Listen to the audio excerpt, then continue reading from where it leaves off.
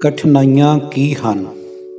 ਕਠਿਨਾਈ ਕਾਇਰ ਦੀ ਆੜ ਹੈ, ਨਹੀਂ ਤਾਂ ਦੁਨੀਆ ਵਿੱਚ ਕੁਝ ਵੀ ਔਖਾ ਨਹੀਂ। ਹਿੰਮਤ ਵਾਲੇ ਵਿਅਕਤੀ ਲਈ ਕਠਿਨਾਈ ਨਾਂ ਦਾ ਕੋਈ ਸ਼ਬਦ ਹੀ ਨਹੀਂ ਹੁੰਦਾ। ਕਮਜ਼ੋਰ ਮਨ ਦਾ ਆਦਮੀ ਕਿਉਂਕਿ ਕਿਸੇ ਵੀ ਜੋਖਮ ਵਿੱਚ ਆਪਣੇ ਆਪ ਨੂੰ ਪਾਉਣ ਤੋਂ ਬਚਾਉਣ ਲਈ ਉਹ ਹਰ ਕੰਮ ਨੂੰ ਇਹ ਕਹਿ ਕੇ ਟਾਲ ਦਿੰਦਾ ਹੈ ਕਿ ਇਹ ਬਹੁਤ ਔਖਾ ਹੈ। ਲੇਕਿਨ ਇਸ ਸੰਸਾਰ ਵਿੱਚ ਕਮਜ਼ੋਰ ਅਤੇ ਕਾਇਰ ਲੋਕਾਂ ਦੇ ਲਈ ਕੋਈ ਸਥਾਨ ਨਹੀਂ ਹੈ। ਉਹ ਜੇ ਜਿਉਂਦੇ ਵੀ ਹਨ ਤੇ ਦੂਸਰਿਆਂ ਦੀ ਦਇਆ ਉੱਤੇ, ਅਤੇ ਅਜਿਹਾ ਜਿਉਣਾ ਮਨੁੱਖਾਂ ਦਾ ਜਿਉਣਾ ਨਾ ਹੋ ਕੇ ਪਾਲਤੂ ਪਸ਼ੂਆਂ ਦਾ ਜਿਉਣਾ ਹੀ ਕਿਹਾ ਜਾਵੇਗਾ। ਦਲੇਰ ਅਤੇ ਬਹਾਦਰ ਆਦਮੀ ਆਪਣੀ ਰਾਹ ਵਿੱਚ ਆਉਣ ਵਾਲੀ ਹਰ ਅੜਚਨ ਨੂੰ ਖੇਡ ਸਮਝ ਕੇ ਹਟਾ ਸੁੱਟਦਾ ਹੈ ਅਤੇ ਅੱਗੇ ਵੱਧ ਜਾਂਦਾ ਹੈ, ਜਦ ਕਿ ਕਮਜ਼ੋਰ ਮਨ ਦਾ ਵਿਅਕਤੀ ਔਕੜਾਂ ਦੀ ਕਲਪਨਾ ਵਿੱਚ ਹੀ ਘੁਲਦਾ ਰਹਿ ਜਾਂਦਾ ਹੈ। ਅਣਿਆਈਆਂ ਦਿੱਕਤਾਂ ਦੇ ਨਾਲ ਮਨ ਹੀ ਮਨ ਲੜ ਕੇ ਲਹੂ ਲੁਹਾਨ ਹੁੰਦਾ ਰਹਿੰਦਾ ਹੈ। ਕਠਿਨਾਈਆਂ ਦਾ ਚਸ਼ਮਾ ਲਗਾ ਕੇ ਦੁਨੀਆ ਨੂੰ ਦੇਖਣ ਵਾਲੇ ਮਨੁੱਖ ਨੂੰ ਹਰ ਕਿਤੇ ਕਠਿਨਾਈ ਔਕੜ ਹੀ ਦਿਖਾਈ ਦਿੰਦੀ ਹੈ। ਉਹ ਹਰ ਸਮੇਂ ਕਿੰਤੂ ਪਰੰਤੂ ਦੇ ਫੇਰ ਵਿੱਚ ਹੀ ਪਿਆ ਰਹਿੰਦਾ ਹੈ, ਜਾਂ ਫਿਰ ਉਹ ਇਹ ਕਹਿ ਕੇ ਟਾਲ ਜਾਂਦਾ ਹੈ ਕਿ ਨਹੀਂ, ਮੈਂ ਇਹ ਕੰਮ ਨਹੀਂ ਕਰ ਸਕਦਾ। ਜਦ ਕਿ ਨਹੀਂ ਕਰ ਸਕਦਾ ਦਾ ਸਿੱਧਾ ਅਰਥ ਇਹ ਹੁੰਦਾ ਹੈ ਨਹੀਂ ਕਰਨਾ ਚਾਹੁੰਦਾ। ਹੁਣ ਸਵਾਲ ਇਹ ਪੈਦਾ ਹੁੰਦਾ ਹੈ ਕਿ ਉਹ ਚਾਹੁੰਦਾ ਕਿਉਂ ਨਹੀਂ? ਕਿਉਂਕਿ ਕਰਨ ਵਿੱਚ ਤਾਕਤ ਲਾਉਣੀ ਪੈਂਦੀ ਹੈ। ਅੰਤ ਅਜਿਹੇ ਲੋਕ ਨਿਠੱਲੇ ਰਹਿ ਕੇ ਜਾਂ ਬਹੁਤ ਹੀ ਆਰਾਮਦਾਰੀ ਵਾਲਾ ਕੰਮ ਕਰਦੇ ਹੋਏ ਹੀ ਜੀਵਨ ਬਿਤਾ ਦੇਣਾ ਚਾਹੁੰਦੇ ਹਨ। ਇਸ ਲਈ ਉਹ ਮਿਹਨਤ ਵਾਲਾ ਕੰਮ ਕਰਨਾ ਨਹੀਂ ਚਾਹੁੰਦੇ, ਪਰ ਆਪਣੀ ਇਸ ਕਮਜ਼ੋਰੀ ਨੂੰ ਆੜ ਵਿੱਚ ਛੁਪਾ ਲੈਣਾ ਵੀ ਚਾਹੁੰਦੇ ਹਨ। ਇਸ ਲਈ ਕਹਿ ਦਿੰਦੇ ਹਨ ਕਿ ਇਹ ਕੰਮ ਔਖਾ ਹੈ, ਮੈਂ ਇਸ ਨੂੰ ਕਰ ਨਹੀਂ ਸਕਦਾ, ਜਾਂ ਮੈਥੋਂ ਨਹੀਂ ਹੋ ਸਕੇਗਾ।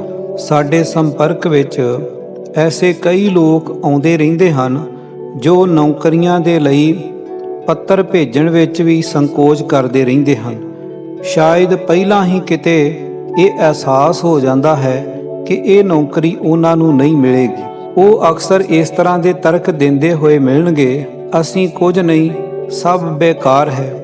ਅਰਜ਼ੀ ਲਿਖਣ ਦੀ ਮਿਹਨਤ, ਕਾਗਜ਼ ਦੀ ਕੀਮਤ ਅਤੇ ਡਾਕ ਖਰਚ ਬਰਬਾਦ ਕਰਨ ਦੇ ਸਿਵਾਏ ਹੋਰ ਕੀ ਹੋਵੇਗਾ।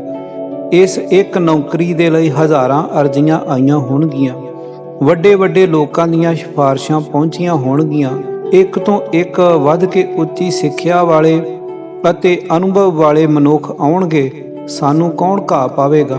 ਕਿ ਇਸ ਤਰ੍ਹਾਂ ਦਾ ਦ੍ਰਿਸ਼ਟੀਕੋਣ ਸਹੀ ਕਿਹਾ ਜਾ ਸਕਦਾ ਹੈ?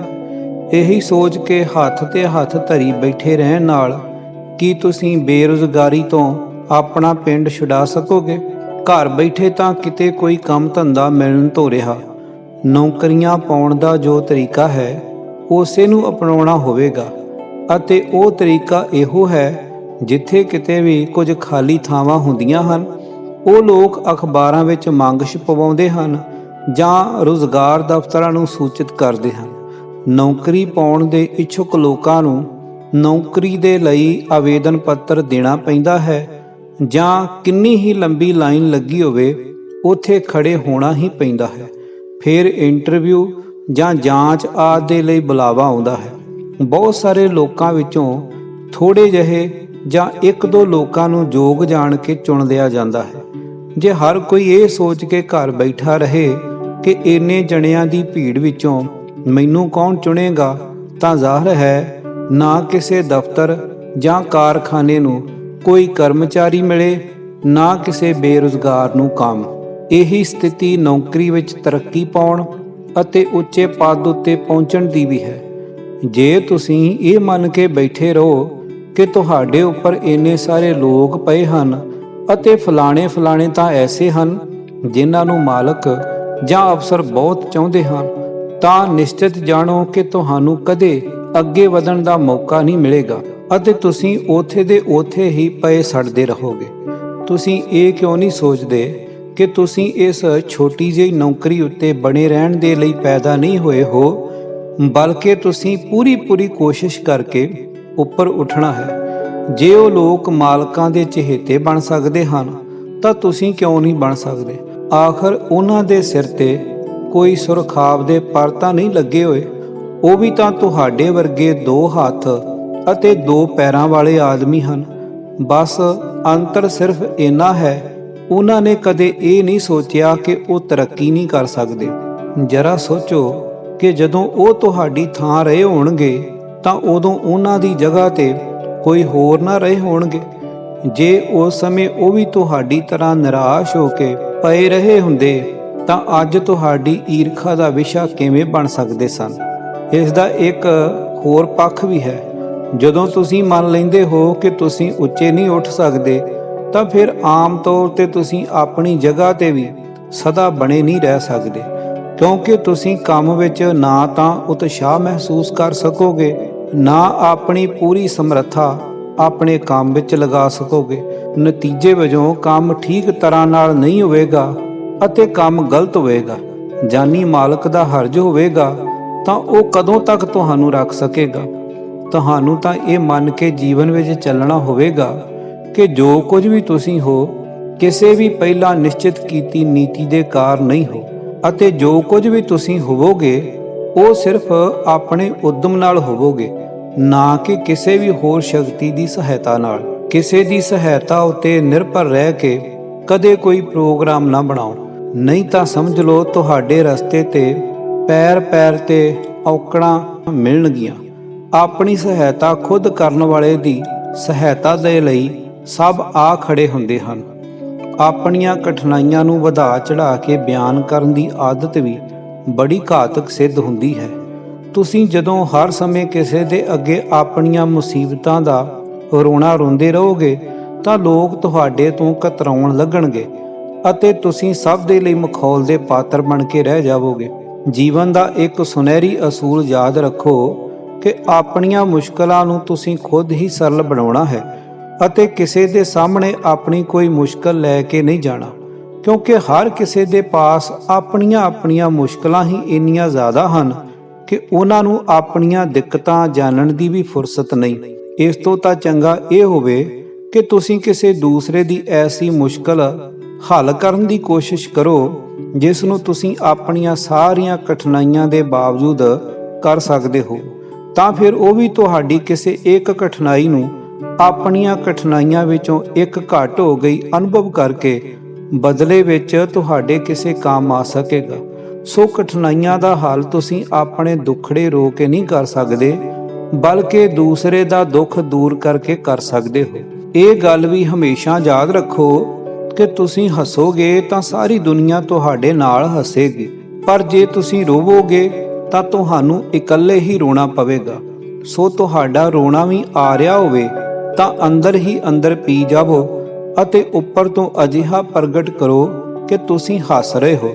ਤੁਸੀਂ ਕਹਿ ਸਕਦੇ ਹੋ ਕਿ ਇਸ ਨਾਲ ਤਾਂ ਵਿਅਕਤੀ ਜੋਕਰ ਬਣ ਜਾਵੇਗਾ, ਲੇਕਿਨ ਮੈਂ ਤੁਹਾਨੂੰ ਵਿਸ਼ਵਾਸ ਦਿਵਾਉਂਦਾ ਹਾਂ ਕਿ ਜੋਕਰ ਹੀ ਦਰਸ਼ਕਾਂ ਦਾ ਮਨੋਰੰਜਨ ਕਰਕੇ ਹਸਾ ਸਕਦੇ ਹਨ, ਨਾ ਕਿ ਰੋਂਦੇ ਹੋਏ ਦੁਖੀ ਨਾਇਕ ਜੋ ਕਿ ਸਿਰਫ ਦਇਆ ਅਤੇ ਹਮਦਰਦੀ ਦੇ ਪਾਤਰ ਹੀ ਬਣ ਸਕਦੇ ਹਨ। ਤਾਂ ਤੁਸੀਂ ਦਇਆ ਦੇ ਪਾਤਰ ਬਣ ਕੇ ਜਿਉਣ ਦੀ ਬਜਾਏ ਜੋਕਰ ਬਣ ਕੇ ਜਿਉਣਾ ਚੰਗਾ ਨਹੀਂ ਸਮਝੋਗੇ। ਤੁਸੀਂ ਜੋ ਕੁਝ ਵੀ ਕਰਨਾ ਚਾਹੁੰਦੇ ਹੋ ਉਸ ਦਾ ਸਾਰਾ ਪ੍ਰੋਗਰਾਮ ਆਪਣੇ ਹੀ ਬਲਬੂਤੇ ਉੱਤੇ ਬਣਾਓ। ਮੰਨ ਲਓ ਤੁਸੀਂ ਆਪਣੀ ਕੋਈ ਉੱਚੀ ਪੜ੍ਹਾਈ ਪੂਰੀ ਕਰਨੀ ਚਾਹੁੰਦੇ ਹੋ ਤਾਂ ਇਸ ਆਸ ਉੱਤੇ ਨਾ ਰਹੋ ਕਿ ਤੁਹਾਡੀ ਪੜ੍ਹਾਈ ਦਾ ਖਰਚਾ ਕੋਈ ਦੂਸਰਾ ਉਠਾਵੇ। ਇਸ ਦਾ ਤਾਂ ਸਪਸ਼ਟ ਅਰਥ ਇਹ ਹੈ ਕਿ ਤੁਸੀਂ ਸਿਰਫ ਉਸੇ ਸੂਰਤ ਵਿੱਚ ਆਪਣੀ ਸਿੱਖਿਆ ਪੂਰੀ ਕਰਨੀ ਚਾਹੁੰਦੇ ਹੋ ਜਿਹੜੀ ਬਿਨਾਂ ਕਠਿਨਾਈ ਦੇ ਆਸਾਨੀ ਨਾਲ ਤੁਹਾਨੂੰ ਪ੍ਰਾਪਤ ਹੋ ਜਾਵੇ।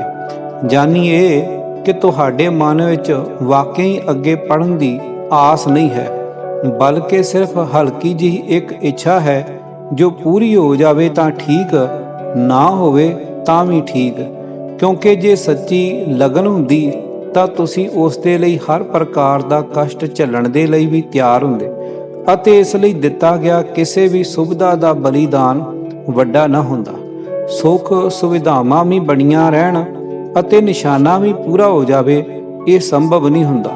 ਨਿਸ਼ਾਨਾ ਲਕਸ਼ ਬੜਾ ਬੇਰਹਿਮ ਹੁੰਦਾ ਹੈ, ਹਰ ਸੁੱਖ ਦੀ ਸੁਵਿਧਾ ਚਾਹੁੰਦਾ ਹੈ, ਹਰ ਸੁਵਿਧਾ ਕੁਰਬਾਨੀ ਮੰਗਦੀ ਹੈ। ਜੇ ਤੁਹਾਡੇ ਵਿੱਚ ਇਹ ਕੁਰਬਾਨੀ ਦੇ ਸਕਣ ਦੀ ਸਮਰੱਥਾ ਹੈ ਤਾਂ ਹੀ ਤੁਸੀਂ ਆਪਣੇ ਨਿਸ਼ਾਨੇ ਨੂੰ ਪੂਰਾ ਕਰ ਸਕੋਗੇ।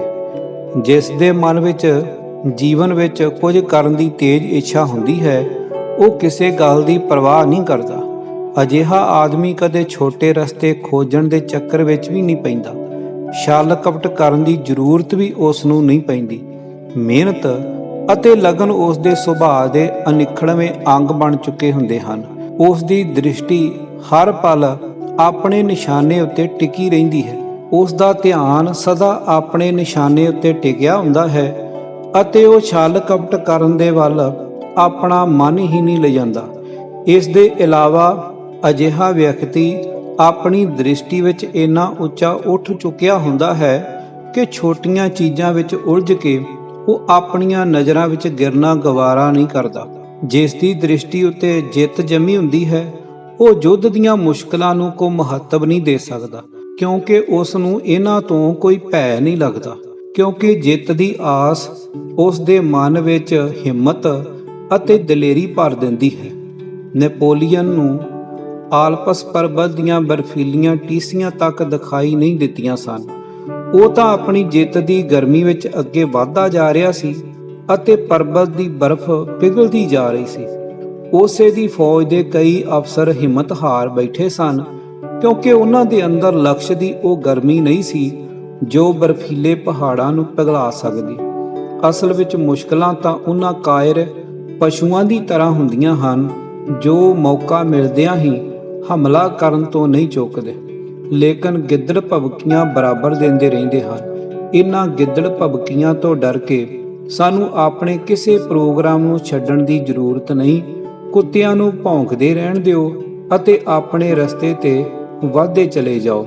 ਰੁਕਾਵਟ ਦਾ ਅਸਲ ਕਾਰਨ ਜਾਣਨ ਤੋਂ ਬਾਅਦ ਸਾਨੂੰ ਇਹ ਸਮਝ ਲੈਣਾ ਚਾਹੀਦਾ ਹੈ ਕਿ ਕੋਈ ਕਠਿਨਾਈ ਅਜਿਹੀ ਨਹੀਂ ਹੁੰਦੀ ਜਿਸ ਨੂੰ ਖਤਮ ਨਾ ਕੀਤਾ ਜਾ ਸਕੇ। ਤੁਹਾਡੇ ਸਾਹਮਣੇ ਦੀ ਹਰ ਅੜਚਣ ਤੁਸੀਂ ਹਟਾ ਸਕਦੇ ਹੋ।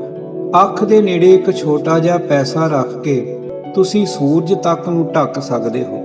ਜਦੋਂ ਕੋਈ ਆਦਮੀ ਧਰਤੀ ਤੇ ਲੇਟ ਕੇ ਇਹ ਦੇਖਣ ਲੱਗੇ ਕਿ ਉਸ ਦੇ ਸਾਹਮਣੇ ਕੀ ਹੈ, ਤਾਂ ਇੱਕ ਛੋਟੇ ਜਿਹੇ ਪੱਥਰ ਦੀ ਆੜ ਵਿੱਚ ਪੂਰਾ ਪਹਾੜ ਛੁਪ ਜਾਂਦਾ ਹੈ। ਛੋਟੇ ਦਿਲ ਵਾਲੇ ਲੋਕ ਆਪਣੀਆਂ ਛੋਟੀਆਂ-ਛੋਟੀਆਂ ਮੁਸ਼ਕਲਾਂ ਨੂੰ ਇੰਨਾ ਜ਼ਿਆਦਾ ਵਧਾ ਚੜ੍ਹਾ ਕੇ ਦੇਖਣ ਲੱਗਦੇ ਹਨ ਕਿ ਅੱਖ ਦੇ ਸਾਹਮਣੇ ਦੀਆਂ ਵੱਡੀਆਂ-ਵੱਡੀਆਂ ਚੀਜ਼ਾਂ ਵੀ ਉਹਨਾਂ ਨੂੰ ਦਿਖਾਈ ਦੇਣੀਆਂ ਬੰਦ ਹੋ ਜਾਂਦੀਆਂ ਹਨ। ਜੇ ਅਸੀਂ ਕਠਿਨਾਈਆਂ ਮੁਸ਼ਕਲਾਂ ਤੋਂ ਡਰਨ ਦੀ ਬਜਾਏ ਸੀਨਾ ਤਾਣ ਕੇ ਇਹਨਾਂ ਦਾ ਸਾਹਮਣਾ ਕਰਨਾ ਸ਼ੁਰੂ ਕਰ ਦਈਏ, ਤਾਂ ਵੱਡੀਆਂ-ਵੱਡੀਆਂ ਔਕੜਾਂ ਕਠਿਨਾਈਆਂ ਦੇ ਪਹਾੜ ਮੋਮ ਦੀ ਤਰ੍ਹਾਂ ਪਿਘਲ ਜਾਣਗੇ। ਲੇਖਕ ਸਵੇਟ ਮਾਰਡਨ। ਜੇ ਆਪ ਜੀ ਨੂੰ ਇਹ ਵਿਚਾਰ ਚੰਗਾ ਲੱਗਾ ਹੈ ਤਾਂ ਦੂਸਰਿਆਂ ਨਾਲ ਵੀ ਸਾਂਝਾ ਕਰੋ। ਸੰਸਾਰ ਪ੍ਰਸਿੱਧ ਲਿਖਤਾਂ ਨੂੰ ਪੰਜਾਬੀ ਬੋਲੀ ਵਿੱਚ ਸੁਣਨ ਵਾਸਤੇ Punjabi book house channel subscribe ਕਰੋ।